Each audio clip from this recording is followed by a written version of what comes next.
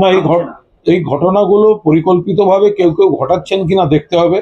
কোনো অবস্থায় এই ছেলে ধরা বা অমুক এই অভিযোগে এলাকায় হঠাৎ নিজেরাই বিচারক হয়ে গিয়ে গণপিটুনি, এটা কোনো অবস্থাতেই সমর্থনযোগ্য নয়।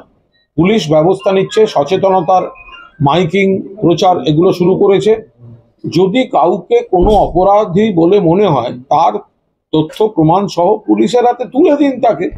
কে কত বড় দাদা হয়ে গেছে এলাকায় তাকে বেঁধে রেখে মারতে হবে বা অমুক, এগুলো একটা চক্র উদ্দেশ্য প্রণোদিতভাবে কিছু ইস্যু তৈরি করে বাংলাকে বদনাম করার জন্য হঠাৎ এই হিড়িকগুলো 2-4 দিন ধরে ঘটাচ্ছে।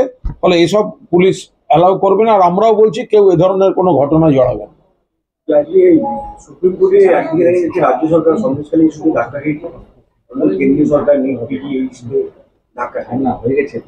কেন্দ্রীয় সরকার নেট এটা বড় সড়ো ধাক্কা খেয়েছে।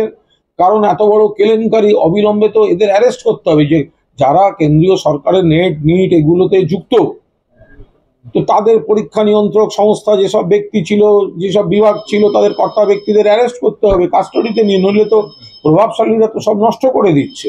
কিন্তু রাজ্যের ক্ষেত্রে যেটা আপনারা ধাক্কা বলছেন, আমি সেটা ধাক্কাটা বলছি না।